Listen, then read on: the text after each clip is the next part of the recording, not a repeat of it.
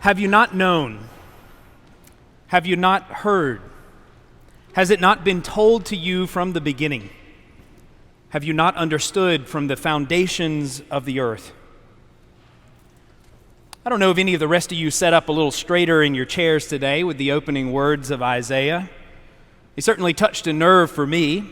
They took me right back to my childhood. And as a child raised in the deep South, it was a particular memory. That's because when I was growing up, if I was being asked to do something, I often needed to be told a few times.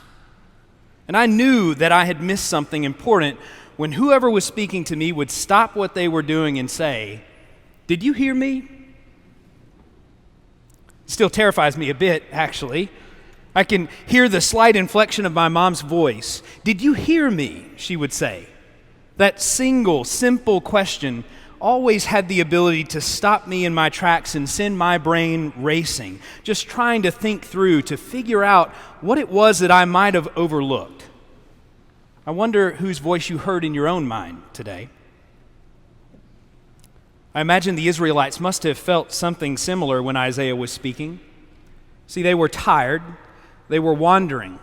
They were returning to a home that was largely destroyed. They were filled with questions and maybe even doubts about this new promise they had been told, what must have felt like mere words falling flat on their weary hearts after all they had experienced. This is something that I think we all recognize in our own heart. The feeling of isolation and despair that can creep into our days, the moment when hope feels most distant for us. And for many, this becomes a dwelling place of sorts, where we can become convinced that our circumstances could never improve in light of the realities of our time and the limitations of our resources, that it might actually be impossible from this place to rebuild our world. And then there's Isaiah, who this week I could only hear in the voice of my mom. "Have you not heard?" Isaiah says. Sometimes we need that voice in our life. I needed that voice this week. In a world where busyness has been elevated to an art form, Isaiah's word became a needed invitation, beckoning me to pause, to look and listen for that detail that is easily overlooked, to rise above the fog of my everyday and hear my soul speak what it has always known, despite the immediate worries of my life. To recognize that despite all the destruction and misuses of authority we encounter in our daily life, that our God is still creating, bringing princes to naught and making the rulers of the earth as nothing. That even in the midst of what feels most hopeless to me, our God is everlasting, giving power to the weary and strengthening the powerless. This is the truth at the very foundation of our creation, and that truth is dangerous. It's dangerous because it stands in opposition to the power and scarcity that govern our life.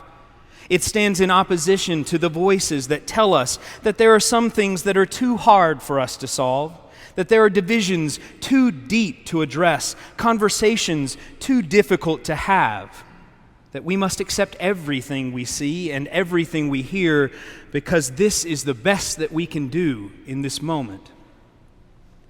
I think this is why our tradition often introduces voices like Isaiah's, voices that pull us back to what we have known from the beginning, that our gospel is free of charge.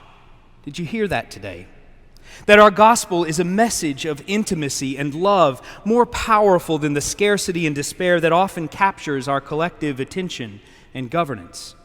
And it is just as close as an outstretched hand, a gentle touch that we saw in our gospel reading today. And that is where we find our hope.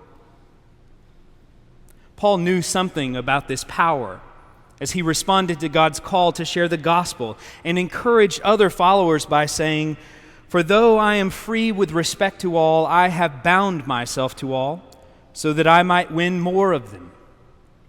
To Jews I became like a Jew. To those under the law, I became like one under the law. To those outside the law, like one outside the law. To the weak, I became like one who is weak."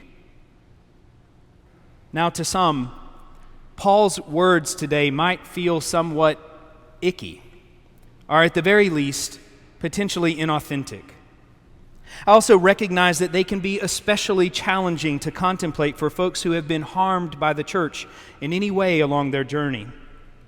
And it's easy enough to receive these words today and assume that Paul is instructing us as followers to pretend to be all things to all people at all times, to do whatever it takes to bring them into our community and assimilate them. But I don't think that's what Paul was imagining at all. Perhaps that's why we are asked to ponder these words again today. So look again at that epistle. Who is it that Paul is speaking to? In his context, Paul is not speaking to folks walking in lockstep with the Greco-Roman society. After all, he didn't say, "To a centurion I became like a centurion." No, he consciously sheds the dominant imperial values of his time so that he can enter into a sacred likeness with the members of his society that are outcast, humiliated, and targeted for oppression. He takes on that likeness even though it puts him in danger with them, even though he is a Roman citizen with power and rights that would allow him to avoid this danger for himself if he wanted. This is where Paul identifies God's call to serve, and he asks us to take a closer look with him today, to see what God sees, to act as God would act, because it isn't easy, because it's what the world needs to heal. I wonder what would happen if we entered into more of these challenging places in our own life and in community. If we waited with God there, knowing that our call to love and serve will demand our all, and trusting that God will renew our strength for the journey ahead.